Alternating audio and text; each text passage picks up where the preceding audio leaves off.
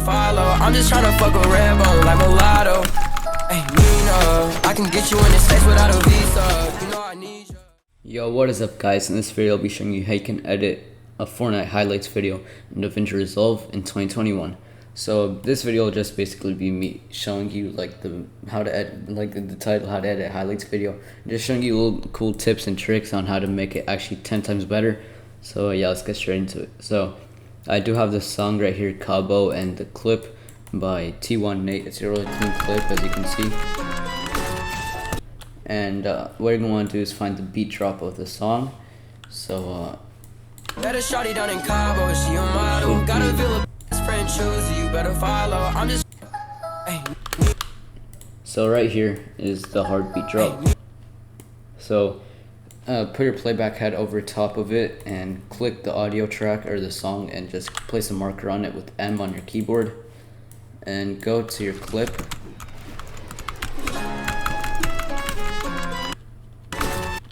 And find the where the character gets the kill. So it should be where the shield cracks for the opponent. So as you can see, it's really blue, like the screen turned blue in one section. So what you're going to do is go to where it first turns blue, the frame where it turns blue, and add a marker on it with M, and then just drag the clip so it lines up with the song. And as you can see, the two markers should line up perfectly. And just trim the song so it's as long as the clip, and then just select all of these and make it just push it to the beginning. I'm just trying to fuck a red bone like mulatto. Hey, Nina. Yeah, it should be good. And now for the velocity, what you're going to do is right click on the clip, and then right here where you see link clips, you're going to want to click it. So basically now the audio and the clip are two different tracks. That's basically what it means. And now go select the clip and click Control R on your keyboard. Add a speed point. Go to where the gun is pulled out. Add another speed point, and go to the middle of the two speed points and add another speed point. Right here where you see 100% on the first section, you're going to make this 50, make the second speed 400, and just drag this back. So drag the middle speed point and make it so the third speed point lines up with the marker. And on the last speed point that you see, so it's basically this white line right here, go one frame in front and then just drag it, or drag the last speed point so it lines up with that frame. So basically it just overlaps a bit.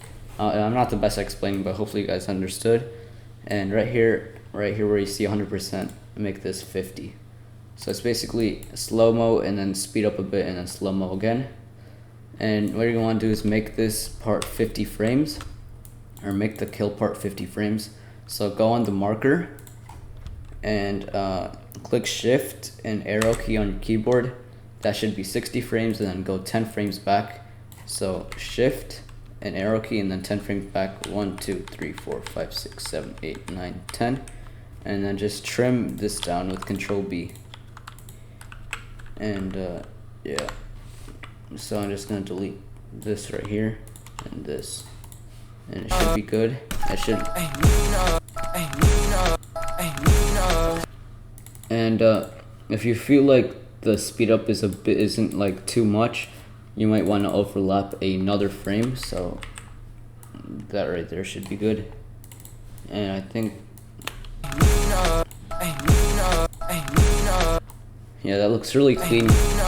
And if you do see that there are black bars like around the clip, like at the edges of the clip, just click the audio track or the video track and click this little square right here, and just right here that you see two dots like on the edges, just basically just stretch this out so the black bars don't appear anymore. That should be good. And that's how it should look like. And now that I've showed you guys the velocity, I'm going to show you a nice build up that I made myself. I will drop a free preset in the description, but what you're going to do for the build-up is drag an adjustment clip on basically in the timeline, and on the marker go 40 frames back. So go shift and arrow key back on your keyboard on the marker, then go 20 frames in front. 1 2 3 4 5 6 7 8 9 10. 1 2 3 4 5 6 7 8 9 10. And right here, drag the adjustment clip so it's on that 40th frame, and then trim it on the marker. Or yeah, just trim the adjustment clip on the marker. And right here, what you're going to want to do is go into the Fusion tab, and what you're going to do is add s_hue sat bright with control space, and just type that in, and just add it with enter, and keyframe brightness on 1, go to the end and put it to like something like maybe like 0.15. That should be good. And as you can see, just darkens a bit. It's gonna lag a lot because it's Sapphire plugins, but if you don't want it to lag as much, you're gonna want to hit playback and timeline proxy mode, make this quarter resolution. And as you can see, it looks really clean. It's still gonna lag a lot, like I said before, it's Sapphire plugins, but one thing to make the lag stop is right click the adjustment clip that has like the effect in it, and click render cache color output, and make this go into playback and make render cache smart. So basically it should render out. Yeah, as you can see, there is an orange bar over top of the adjustment clip. It is because it's rendering. And yeah, it's gonna lag, but if blue shows up on the if blue shows up on the orange bar, it's because it has kind of loaded in. As you can see, it looks more smooth, and it should be finished. Yeah, it looks really clean. And just like that, it looks super clean in my opinion. And what you're going to do now is add the impact. So drag an adjustment clip over top of the marker, and trim it so it's as long as the clip. And it, like, if you add an adjustment clip next to the buildup will need to re-render. It's just how it is. And now that you've added an adjustment clip over top of the marker, go into the Fusion tab, and right now I'm also going to drop another preset. This is actually a preset that I dropped a couple days ago. It is it's best shakes. It should be in here. Yeah, right here. And right here I have best X shake, best Y shake, and best pre-shake. That's not going to be necessary for now, but you can basically just drag in best Y shake and best X shake together and connect them like this, and connect the timeline, or connect like this line right here, and connect the s_shake to media out. And it should look like this. There will be RGB, as you can see. There's like red and blue. Go to the second s_shake and put the red amplitude to 1, so then it's not as much RGB. And it should look like this. It's gonna lag like I said before, but right click on the impact and click render cache color output, and as you can see, the bar will turn orange, but it will like render in. So here's how it should look with the buildup.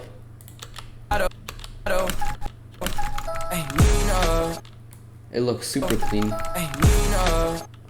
And now for the second clip, what you're going to want to do is just go to your clips, and I'm just going to get the stair edit 1 pump and find the second beat drop. And it looks like this is actually the second beat drop right here. So go on it, or yeah, put your playback over top of the beat drop, click the song and click marker on it, so it just marks the beat drop, and go to where the shield first cracks on the opponent. As you can see, there's blue, and you're gonna want to click marker or M, and then just trim this down so it lines up with the marker, and then trim it back up. So it should look like this. I can get you in this space without a visa. And again, super clean. Do what I showed you guys before about the black bars. So just click the clip, click the square, and then just what's it called? Just stretch it. So then you can't see the black bars. And just copy my velocity that I showed before. So unlink the clips with right click and link clips. Add a speed point on the marker, and then go to where the gun is pulled out, the frame where the gun is pulled out. It should be right here. Add a speed point, and go to the middle of the two speed points. Add another speed point, and click the little triangle on the first 100, make it 50. Second 100, make it 400. Drag this so the third speed point lines up, and then go 2 frames in front, I'd say, and make it like that, and then make the last speed 50, and then just make this 50 frames. So shift arrow key on the marker and 10 frames back, 1 2 3 4 5 6 7 8 9 10, and then just trim this down, and it looks really clean. Get you in this space without a visa. And for some clips the velocity will be really sped up, so on the last speed point just drag it back a bit. That should be good. Should look clean now. Yeah, it does. So and then just trim this down again.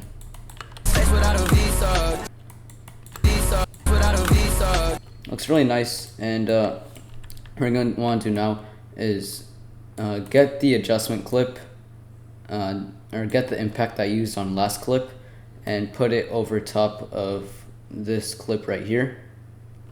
And how you're going to want to do that is click Alt drag. So basically click Alt on your keyboard and just drag the impact. So just put it over top of the second clip's marker. And again, the impact's really clean. And again, the impact on the first clip will re-render, or we'll have to re-render. And we're almost done here. I'm just going to show you another build up.